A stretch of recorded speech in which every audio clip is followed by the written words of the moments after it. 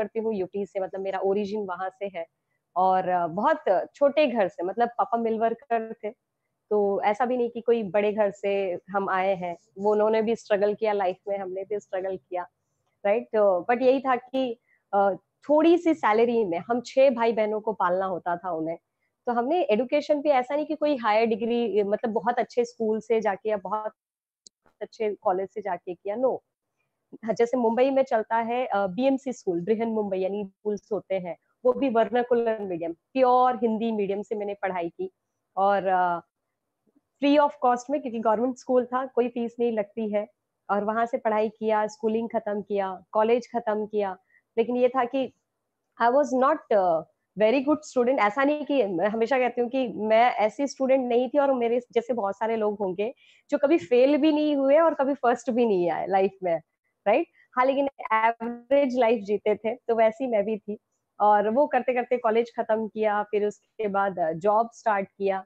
बहुत struggle life में देखा था, जब भी कुछ अच्छा कपड़ा पहनना होता था, अच्छे कपड़े पसंद आते थे, तो चीज़ें पसंद की ना लेके अपने पॉकेट के साइज़ के हिसाब से लेकर आना पड़ता था पापा को, क्योंकि 6 भाई-बहन, ऊपर से मिल वर्कर, तो सैलरी इतनी होती नहीं थी और हमारे यूपी में ऐसा होता है कि हम भले यहाँ पे रहते हैं, लेकिन कुछ पैसे गाँव में भी भेजना होता है। तो वो यहाँ भी सँभालो, वहाँ भी सँभालो, बच्चे भी सँभालो, उनके एजुकेशन को सँभालो। तो ये सारी चीज़ें कहीं न कहीं एडजस्टमेंट में चल रही थी, कॉम्प्रोमाइज़ वाली लाइफ़। तो जब जॉब जॉइन किया ना, तो अब लगा कि अरे! अब तो सारी ज़िंदगी बदल जाएगी, मतलब सारी कॉम्प्रोमाइज़ वाली चीज़ें खत्म हो जाएगी, बट ऐसा हुआ नहीं।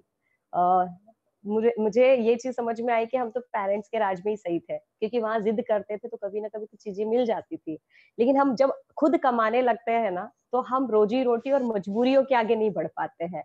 तो मेरे साथ भी वही हुआ। मैं रोज़ी-रोटी जो था वही कमाना शुरू कर दिया, क्योंकि पापा को मिल का काम था, ही वाज़ इन कॉटन के कुछ धागे बनते थे, उसमें थे, तो उनके वॉल पे उसका असर पड़ा, तो उन्होंने वीआरएस ले लिया। तो मैं और मेरे भाई-बहन, हम दोनों भाई-बहन मिलके हमने अर्निंग स्टार्ट की और घर चलाना शुरू किया। पेरेंट्स मेरे गाँव चले गए रहने के लिए। हम इंडिपेंडेंट, जो भाई-बहन खुद घर को चलाते थे, खुद ही पढ़ाई, खुद जॉब भी सँभाल रहे थे और जो छोटे भाई-बहन थे उनको भी हमने सँभालना शुरू किया। सो इतने कम एज में रिस्पॉन्सिबिलिटीज़ क्या होती है वो हमें समझ में आ गई थी। यहाँ पे हो सकता है बहुत सारे यूथ होंगे जो इंडिपेंडेंटली बहुत सारी चीज़ें करते होंगे, कुछ ऐसे भी यूथ होंगे जो अभी भी अपने पेरेंट्स पे डिपेंडेंट है। फ्रेंड्स, मैं कहूँ तो अभी से हमें रिस्पॉन्सिबल हो जाना चाहिए, अगर हमें लाइफ में कुछ बड़ा करना है तो। क्योंकि अगर मैं यूएस की बात करूँ, तो जैसे इस टाइम पे समर कैंप, अभी तो चलो ठीक है, लॉकडाउन पीरियड है तो people are not going outside. But इस टाइम पे क्या होता है कि समर कैंप में बच्चों के जो मुश्किल से 12-12 साल, 5-5 साल के होते हैं, उनकी बचपन से ही प्रोग्रामिंग शुरू हो जाती है, how they can become independent, right? इसीलिए आज जितनी भी डेवलप्ड कंट्रीज हैं, वो हमसे कई साल आगे चल रहे हैं, राइट? और हम आज भी अपने पेरेंट्स पे डिपेंडेंट होते हैं। सो मैं यही कहूँगी कि बीइंग अ यूथ, हम ऐसे टाइम में आ चुके हैं, हम 21st सेंचुरी में है, जहाँ पे हमको इंडिपेंडेंट होना पड़ेगा। मैं बाई मजबूरी मुझे इंडिपेंडेंट होना पड़ा था, क्योंकि पापा अर्निंग कोई था नहीं, भाई-बहनों को करना था हमें। सो वो सारी चीज़ें कर रहे थे, उसके टाइम पे हमेशा यही होता था कि शादी होती है, तो एक डे ड्रीमिंग शुरू हो जाती है कि लड़का अच्छा हो, राइट? तो ये सारी चीज़ तो हमेशा दिमाग में एक चलता था कि मुझे ना यहाँ मैंने कॉम्प्रोमाइज़ देखा, बट मुझे ससुराल में कॉम्प्रोमाइज़ नहीं झेलना है। और power of attraction, power of affirmation क्या होता है, ये हकीकत में मैंने उस टाइम पे उसको फ़ील किया। क्योंकि मैं हमेशा अफ़र्मेशंस में बोलती थी कि मुझे लड़का अच्छा वेल सेटल्ड हो, अच्छी सैलरी हो, संस्कारी हो, रूल्स एंड रेगुलेशन डिसिप्लिन्ड हो, ऐसा नहीं कि कोई भी ऐसे मिल जाए। तो ये हमेशा मेरा अफ़र्मेशंस में होता था और एग्ज़ैक्टली हुआ वही। हम यहाँ सीखते हैं नेटवर्क मार्केटिंग इंडस्ट्री में कि अफ़र्मेशंस करिए, पॉज़िटिव बोलिए। अगर आप इसको रूटीन बना लो ना अपना हर किसी में, तो ये सारी चीज़ें होती हैं, बशर्ते आपका इंटेंशन बहुत प्योर होना चाहिए। और मुझे भी मिला वैसा ही लड़का जैसे मैंने सोचा था। घर बहुत बढ़िया, पेरेंट्स बहुत अच्छे थे, सैलरी बहुत अच्छी थी, ही वाज़ आईटी इंजीनियर और साथ में फिर हमने एक और नेटवर्क मार्केटिंग कंपनी थी, जस्ट शुरुआत की थी हमने वहाँ पे, 2 साल उसको भी बिल्ड किया। लेकिन फिर ये हुआ कि वहाँ पे अब नेटवर्क मार्केटिंग इंडस्ट्री की बात करें तो हर दिन कुकुर-मुत्ते जैसी या मशरूम जैसी बहुत सारी कंपनीज़ आती हैं और चली जाती हैं। बट हर कंपनी के जो पैरामीटर्स, क्रेडिबिलिटी होती है, वो हमें चेक करनी पड़ती। तो ऐसे ही कुछ हुआ, हमने भी वहाँ स्टार्ट किया, पैशन दिखाया, पार्ट टाइम में बिल्ड कर रहे थे। बट अल्टीमेटली यही है कि इतना बड़ा नेटवर्क देने के बाद भी पैसे नहीं आए, तो वी हमने वहां से रिजाइन कर दिया, फिर I started my own business, और शादी हो गई। शादी के बाद मैंने ओन बिजनेस स्टार्ट करना शुरू किया। मेरे हस्बैंड ने भी अपना जो उनका जो जॉब था उस पर फोकस करना शुरू किया। पार्ट टाइम में और एक बिजनेस को वो बिल्ड करते थे, पार्टनरशिप में एक बिजनेस को स्टार्ट किया था उन्होंने। सो ही वॉज वेरी एम्बिशियस, और मेरा ऐसा था कि नहीं, अभी मुझे अच्छी लाइफ मिल गई ना, सो कॉम्प्रोमाइज भरी भरी लाइफ देखी थी ना, तो मुझे ये था कि अब थोड़े दिन रेस्ट करते हैं। सो मैंने पूरी तरह से डिपेंडेंसी दिखा दी, उनके ऊपर डिपेंडेंट हो गई, अपना बिजनेस से घर, और उस वही सारी चीजें चलती थी। बहुत सारी लेडीज होंगी यहाँ पे जो, या आपको बहुत सारी ऐसी लेडीज मिलती होंगी जिनको ऐसा लगता है नहीं ना, पति है, पैसे कमा के दे रहा है, खाएंगे पिएंगे मस्त रहेंगे बस। तो ऐसी कुछ जिंदगी मेरी भी हो गई थी कि बिजनेस चल रहा था, हस्बैंड ला के देते, घर बहुत अच्छा है, तो मुझे कुछ करने की जरूरत नहीं है, बस ठीक है चल रहा है। तो ये सारी चीजें चली रही थी। और 2015 के टाइम पे मई में आसपास उन्होंने पार्ट टाइम में किसी ने वेस्टीज दिखाया, जहाँ पे हम पहले जिस इंडस्ट्री में थे, तो उस इंडस्ट्री में जो हमारे अपलाइन थे, हमारे जो क्रॉस लाइन थे, उन्होंने आके यहाँ पे बिजनेस इंट्रोड्यूस किया रिगार्डिंग वेस्टीज। तो मुझे ये लगा कि ये बंदा अगर उस कंपनी में इतना बढ़िया कर रहा था और ये वेस्टीज के आज पोटेंशियल को बता रहे हैं, तो ऑब्वियसली कुछ तो बात होगी। तो मेरे हस्बैंड ने कहा श्री करना चाहिए, तो मैंने कहा देखो आपको करना है कर लो, मुझे नहीं करना। सेम कंफर्टेबल सिचुएशन थी, so don't want to touch anything extra. दिन उन्होंने स्टार्ट किया सैटरडे संडे, जो 2-3 घंटे, बिकॉज एमएनसी में थे वो, और सैटरडे संडे ऑफ मिलता था, लेकिन दो और बिजनेस उन्होंने स्टार्ट किया था, तो उसमें भी उनका फोकस था। तो 2-3 घंटे काम करते थे, करते करते 1 साल में वो गोल्ड गए, 25-30 हजार रुपए की इनकम आती थी उनको। और मैं तो बस अपना, मेरे पास एक छोटा सा बच्चा था उस टाइम पे, उसके साथ में अपनी लाइफ एंजॉय कर रही थी। फैक्ट्री से घर, घर में बच्चा, यही मेरी लाइफ थी। मतलब सब कुछ शांति थी, एकदम बढ़िया सुकून भरी जिंदगी। लेकिन कहते हैं ना कि आपका अगला मिनट क्या हो आप प्रेडिक्ट नहीं कर सकते हो, और वही हुआ कि एक नॉर्मल सा फीवर था। दिवाली के 3 दिन पहले आए, बोले श्री फीवर है, और धनतेरस का दिन था शायद, और उन्होंने कहा कि ऐसा ऐसा लग रहा है। तो मैंने कहा कोई बात नहीं, काम करते कल चलते हैं, डॉक्टर को दिखा देंगे। डॉक्टर के पास गए, डॉक्टर ने चेकअप के लिए सब ब्लड लिया, और फिर शाम तक रिपोर्ट आई कि इनका प्लेटलेट डाउन है। नॉर्मल प्लेटलेट फीवर में होता है कई बार। तो जब उनका फीवर जा ही नहीं रहा था, तो चलो खुद हम डॉक्टर के पास चल कर गए, राइट, इतना भी कुछ क्रिटिकल नहीं लग रहा था, बट चल कर गए। But with in 8 days friends, बिल्कुल, मतलब आज भी उस चीज को मैं एक्सेप्ट नहीं कर पाती हूँ कि एक नॉर्मल फीवर कैसे किसी को हमेशा के लिए लेके जा सकता है। हम बहुत चीजों को लाइट लेते हैं ना, कि हमारे पास बहुत वक्त पड़ा है लाइफ को एंजॉय करने का, बहुत वक्त पड़ा है लाइफ में कुछ अचीव करने का, बहुत वक्त पड़ा हुआ है किसी से अच्छा रिलेशन निभाने का। इसी तरीके से कैजुअल कैजुअल जो सिचुएशन हम लेके चलते हैं। और वही रीजन था कि वो 8 दिन में बिल्कुल समझ में नहीं आया कि लाए फीवर के लिए, और एक डेंगू फीवर की वजह से आई लॉस्ट हिम, राइट। अब दुनिया तो वहीं पे ऐसा लग रहा था हम सबकी खत्म हो गई, because he was the Elder person in my family. ससुर जी का बिजनेस उस टाइम पे ठप। वी लॉस्ट अ पर्सन, जिस पर्सन के ऊपर सारी रिस्पॉन्सिबिलिटी थी, चाहे वो इनकम की हो, चाहे ब्रेड बटर की हो, वो खत्म। यहाँ पे एक मैं, जहाँ पे मेरी जस्ट स्टार्ट हुआ था मेरी लाइफ की जर्नी की, राइट, जो मैंने कहा ना कॉम्प्रोमाइज फ्री जो लाइफ थी, वो मेरी स्टार्ट हो चुकी थी। एक छोटा सा बच्चा 2 साल का मेरी गोद में। तो ये सारी चीजें अचानक से ऐसा लग रहा था कोई बिल्डिंग खड़ी है और नीचे से उसकी प्लिंथ को हटा दिया गया और बिल्डिंग नीचे आगे के गिर गई, और उसी तरीके से सब हो गया। मतलब we are still not able to accept the fact कि ऐसा हो चुका है। बट फ्रेंड्स, उस बीच का जो टाइम था ना, जब ये सारी चीजें हुई और जब मैंने होश संभाला कि लाइफ में अब क्या करना है, बिकॉज आपके पास वो सिचुएशन नहीं है, और मैं नहीं चाहती कि भगवान ना करे आए, लेकिन आएगी नहीं ऐसा श्योर भी नहीं बोल सकते हैं, राइट, क्योंकि जाना तो हम सबको है। बट होता क्या है, वो जो प्रॉब्लम्स उस टाइम पे, जब जहाँ पे कोई इनकम नहीं, सभी को इमोशनली भी संभालना है, और उस टाइम पे ये लग रहा था कि अब कैसे किया जाए, क्योंकि 6 महीना मुझे कुछ भी समझ में नहीं आ रहा था करना क्या है लाइफ में, because I was lost completely. छोटा सा बच्चा था, तो समझ में नहीं आता था क्या करे। उसका चेहरा देख देख के आई थिंक कहीं ना कहीं आज जो भी हूँ मैं उसके वजह से हूँ, क्योंकि उसको देख देख के I rebuilt myself, then I decided let's do something. बहुत सारे उस टाइम पे ज्ञानचंद लोग आए, बहुत सारी एडवाइस दी कि ये कर लो वो कर लो सारी चीजें कर लो, बट आई सेड नहीं, कुछ तो अलग करना पड़ेगा, बिकॉज इतनी अच्छी खासी सैलरी इन हैंड, अगर 2.25 लाख रुपए की इनकी सैलरी आ रही है और आज वो सैलरी जीरो हो चुकी है, तो अगर मैं कल को जॉब को निकलती हूँ तो मेरे साथ भी यही होगा, जबकि उनके ऑफिस से मुझे ऑफर भी आया था कि श्री कुछ सीख लो बेसिक्स और उसके बाद we will give you some good job. जबकि मैंने भी पहले जॉब किया था, तो मैंने कहा नहीं, ये सारी चीजें नहीं, we I need to think something different. और बस एक दिन ऐसे करते करते उनका अकाउंट चेक कर रही थी, स्टेटमेंट, और स्टेटमेंट वेस्टीज के जो थे वो पैसे दिख रहे थे उसमें, क्योंकि मेरे नाम पे था और वो फिर ऑपरेट भी वही कर रहे थे वहीं पे। तो मैंने भी अपना सब वहां पे निकाला, चेक करना शुरू किया। मैंने कहा ये क्या है, सैलरी तो जीरो है, बट ये जो वेस्टीज वेस्टीज जिसको मैंने अनदेखा कर दिया था, बस कभी कभी जाके लोगों से मिल गए, साथ में हस्बैंड वाइफ जाना इसलिए चले गए, कभी प्रोडक्ट की कुछ ट्रेनिंग थी, फिर थोड़ा एक्सपीरियंस पुराना था एक, तो उसको लेके कभी मिल गए। तो जिसको मैंने बहुत छोटा समझा, मैंने कहा ये क्या, उस पर्सन के जाने के बाद भी अगर पैसे आ रहे हैं तो क्यों ना इसको किया जाए। तो मुझे तो बहुत इजी लगा वेस्टीज को, यकीन मानिए आप लोगों को भी बहुत इजी लगा होगा जब आपने शुरू किया होगा। और है एक्चुअली ये बिजनेस, ऐसा नहीं कि बहुत टफ है। एटलीस्ट डॉक्टरेट की, इंजीनियरिंग की, एमबीए की स्टडी करने से तो बहुत बढ़िया है ये इंडस्ट्री, जहाँ पे आपको क्वालिफिकेशन, आपकी लैंग्वेज, आपकी कलर, आपका कॉन्फिडेंस कोई मैटर नहीं करता है। So it's very easy industry. लेकिन जो चीजें आई, जो ऑब्स्टिकल्स आए, जो चैलेंज आए, that was very tough to face, right? क्योंकि लोग आते थे, रोते थे, चले जाते थे, लेकिन किसी ने ये नहीं पूछा कि तुम्हारा बच्चा बड़ा हो रहा है, इसका एडमिशन करना है, पैसे कहाँ से आएंगे। आपके फादर इन लॉ का बिजनेस कोलैप्स हुआ है, तो उस टाइम पे आपके घर में पैसे कैसे आएंगे, आपके ईएमआईज कैसे जाएंगे, आपकी इंश्योरेंस का प्रीमियम कैसे जाएगा, बच्चे की फीस कैसे जाएगी, लाइट बिल्स कैसे जाएंगे, खाना कैसे हो, nobody was asking, right?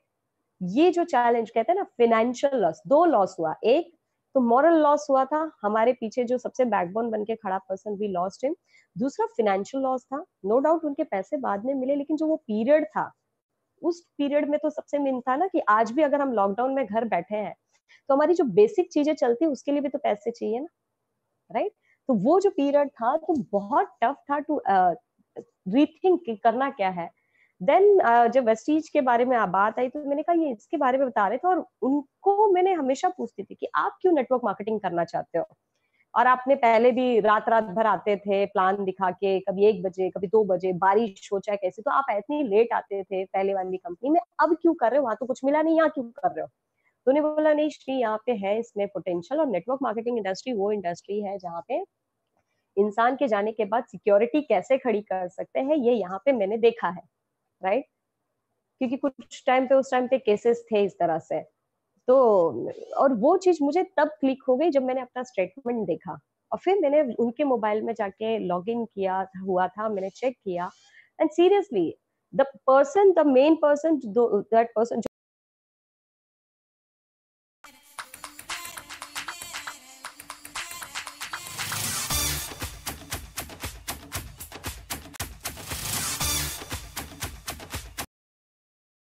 मेरे अपने लोग हैं, दिलासा देने आते हैं, तो इनको तो मैं कहूंगी कर लो ज्वाइन, ये तो ज्वाइन कर लेंगे, मैं तो पैसे तो मांग नहीं रही हूँ, इनको प्रोडक्ट देंगे, ये बदले में मतलब मैंने इनको प्लान दिखाया, प्रोडक्ट बताया, ये प्रोडक्ट लेंगे, मेरा कमीशन आता रहेगा, सो मेरी रोजी रोटी शुरू हो जाएगी। मुझे बहुत ईजी लगा था। लेकिन हुआ क्या, जब जाना शुरू किया, मिलना शुरू किया, तो लोगों ने बिजनेस तो एक्सेप्ट करना दूर की बात, इतनी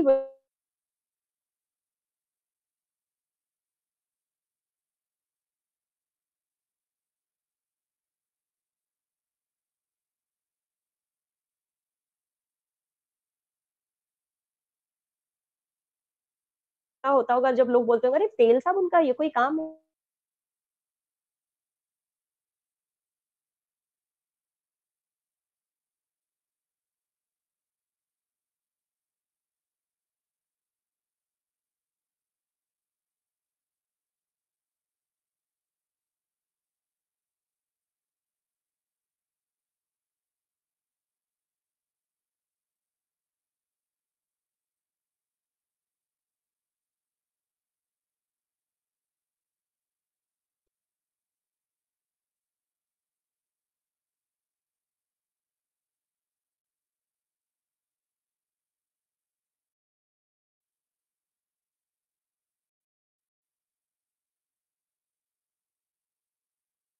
thank you. I don't know what was the issue. So मैं ये बता रही थी कि करना शुरू किया, सो लॉट्स ऑफ रिजेक्शंस, क्योंकि जिन पे मैं सबसे ज़्यादा डिपेंडेंट थी कि ये ईज़िली कर लेंगे और उस टाइम पे समझ में आया कि 1 नहीं 2 नहीं, ये पहले ही महीने 15 दिन में 30 प्लान और 30 के 30 रिजेक्शंस मिले थे। सोचो कॉन्फिडेंस माइनस में, यानी कि कुछ समझ में नहीं आ रहा था लाइफ मिला था जो, वो करने को सोचा और उसमें भी इतने सारे रिजेक्शंस और ऐसे लोगों से रिजेक्शंस हैं जिनके ऊपर मैं सबसे ज़्यादा उम्मीद लेकर गई थी कि ये तो पक्का ही करेंगे, राइट? तब मैंने अपलाइन से मेरी बात की, mister Premraj Jaiswal ji, he is very humble person और उन्होंने एक लाइन जो कही थी कि तुम स्टार्ट करो, तुम्हें पीछे पलटने का मौका नहीं मिलेगा। मैं वो हस्बैंड वाइफ वो हमेशा मेरे साथ रहे और आज भी है। तो उन्होंने उस टाइम पे कहा कि श्री, ये होता है, कुछ लोग ब्लेस्ड होते हैं जिनके फ्रेंड्स, जिनके रिश्तेदार आ जाते हैं, तुम्हारे नहीं आए इसका मतलब इसका पीछे एक मैसेज ये है कि तुम्हें बहुत बड़ा बनना है, राइट? अगर रिश्तेदार, फ्रेंड्स अगर नहीं आ रहे हैं तो इसका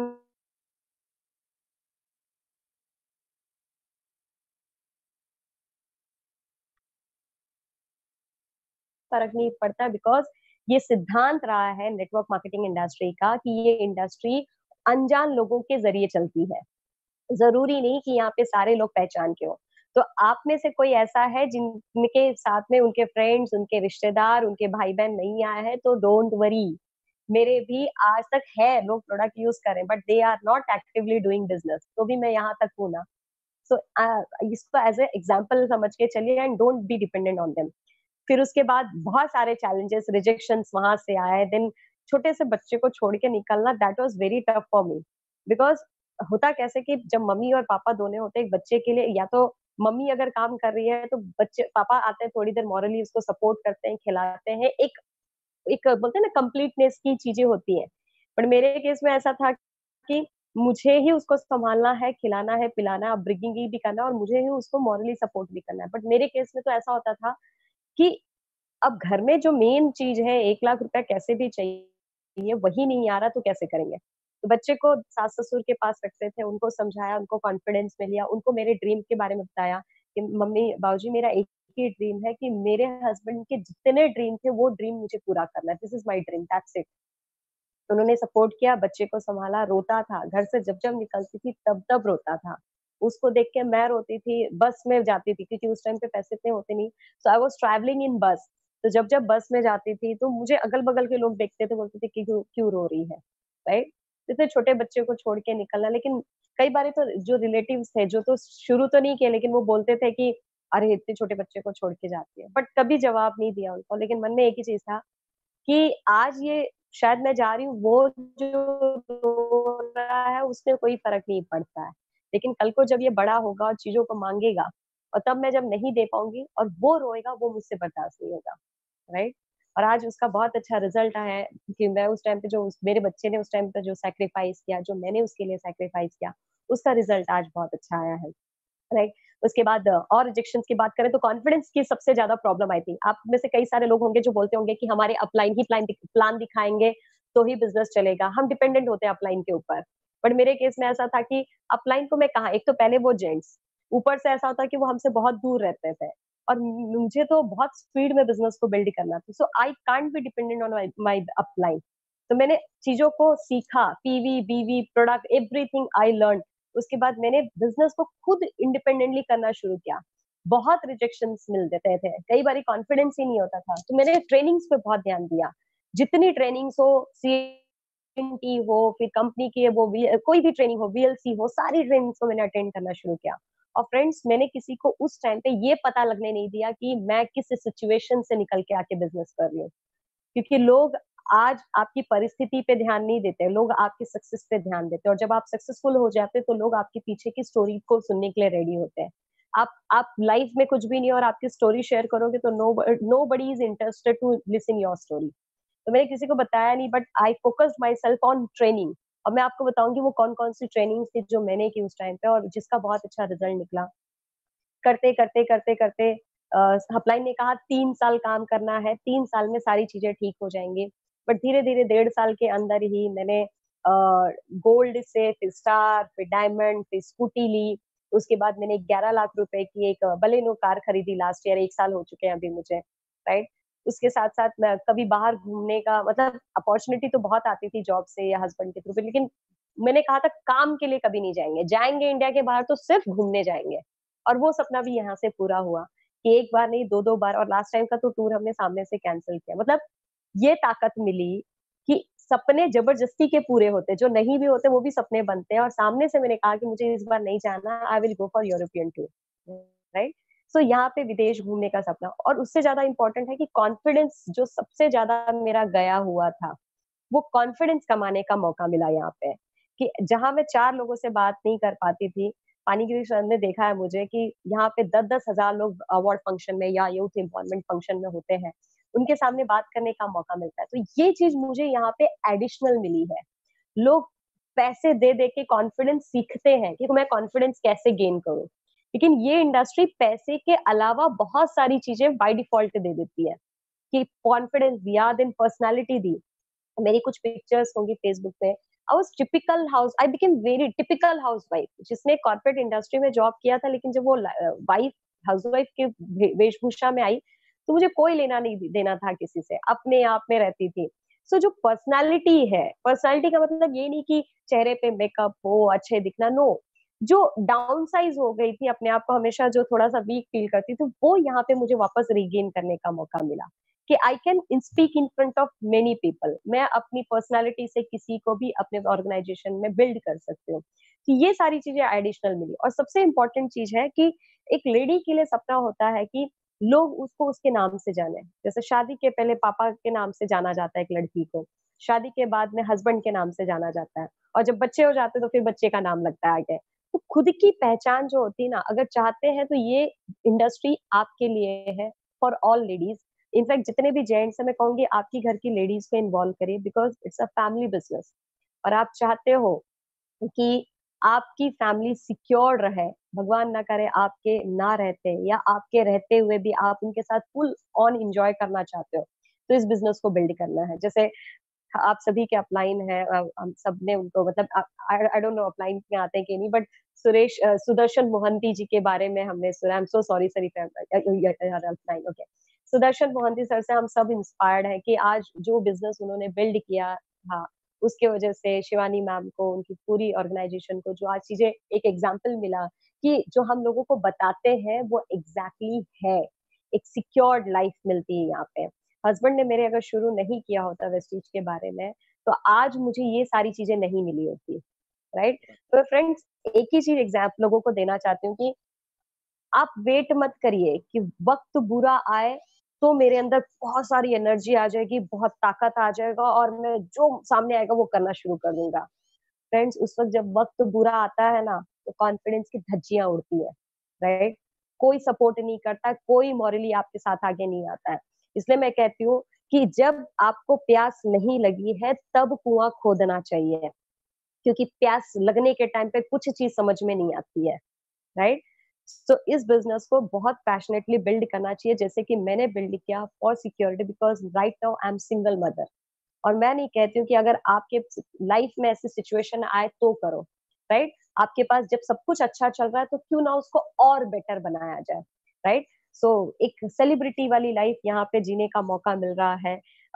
लोग कहीं पे भी चले जाओ तो सेल्फीज लेते हैं। इनफैक्ट मेरा एक रिकॉर्ड रहा है कि जब भी कोई फंक्शन रहा है, चाहे वो अवार्ड फंक्शन हो, चाहे हमारे ऑर्गेनाइजेशन, हमारी सिस्टम का कोई फंक्शन हो, कोई भी फंक्शन हो, I do carry my in laws with me. और लोग जब पीछे से, जब मैं निकलती हूँ तो कहते हैं ये देखो श्रीदेवी पासी, और जब पीछे से और लोग कहते हैं अरे देखो श्रीदेवी पासी के इन लॉज है, ये उसका बेटा है।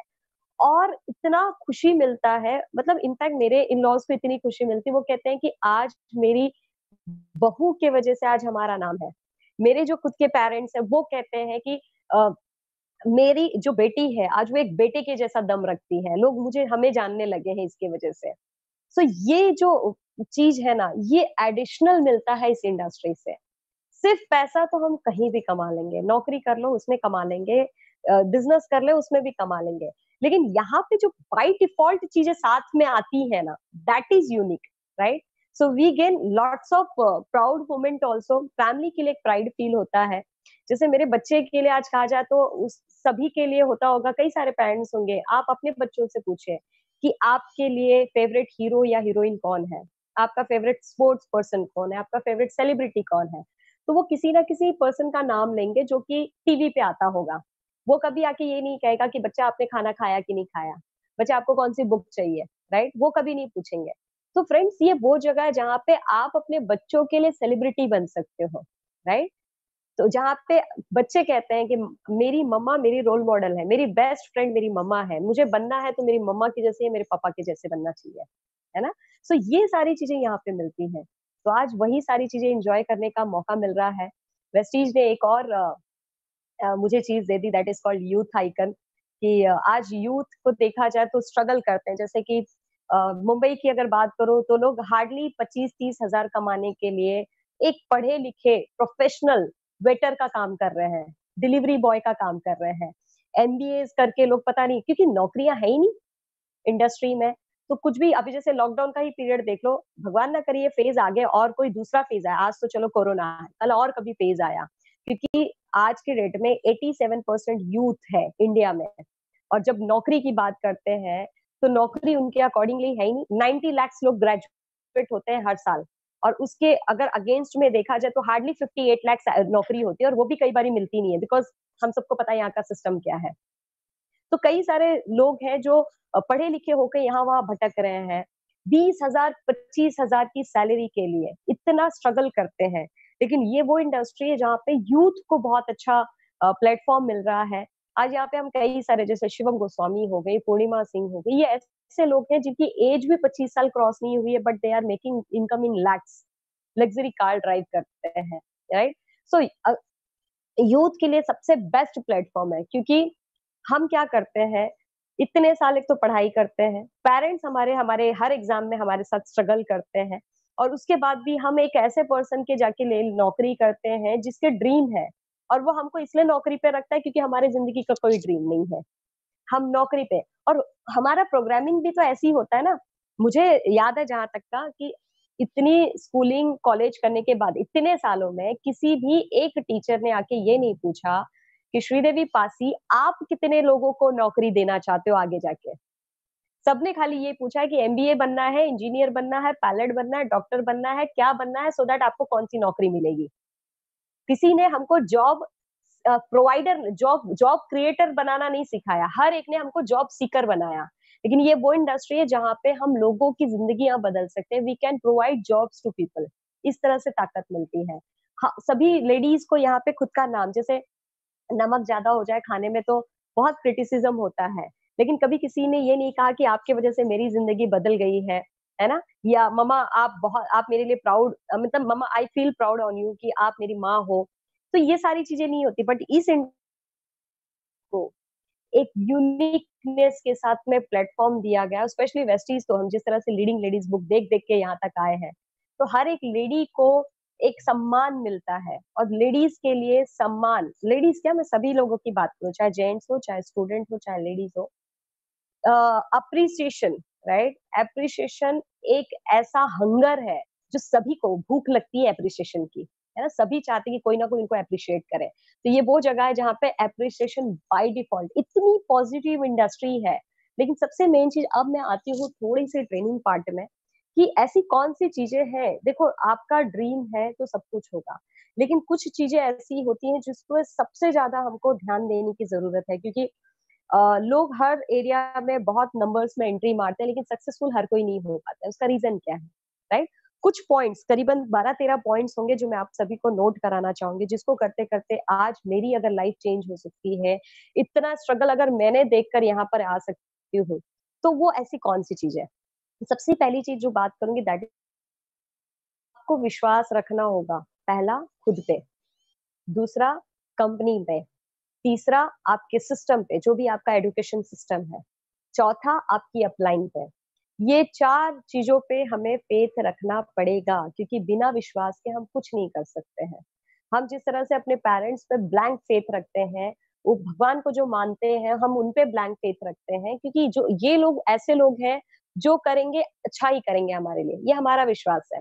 तो उसी तरीके से यहाँ पे भी फेथ रखना होगा अपने आप पे। क्योंकि अगर मैं आपको बात करूं, एडमंड हेनरी करके एक लेडी है, जिन्होंने पहली बार एवरेस्ट पर्वत की चढ़ाई की थी, और उनको पूछा गया, मैम आपसे पहले कोई नहीं चढ़ा एवरेस्ट पर्वत, आपने ऐसा क्या किया? ऐसी कौन-सी जंग लड़ी आपने? ऐसा किस चीज़ को आपने कन्विंस किया? तो उसे लड़ने की कोई ज़रूरत नहीं है। मैंने अपने माइंडसेट के साथ लड़ाई की और इसको तैयार किया कि तू कर सकती है, राइट? तो जब तक हमें फेथ खुद पर नहीं आएगा, तब तक हम कुछ नहीं कर पाएँगे, भले चाहे कुछ भी चीज़ें हो जाए। राइट? तो फेथ को डेवलप करना है तो उसके लिए बहुत सारी चीजें हैं, जैसे मीटिंग्स हो गई, आपके फंक्शंस हो गए। ये जगह पे जा जाके हम अपनी फेथ को डेवलप करते हैं। हमारा विश्वास बड़ा बड़ा होता है कि ऐसा लगता है कि इतनी भीड़ में सामने निकल के एक पर्सन जो स्टेज पे बात कर रहा है, ये भी वैसा ही है, उसकी भी क्वालिफिकेशन सेम है, मेरी भी क्वालिफिकेशन सेम है।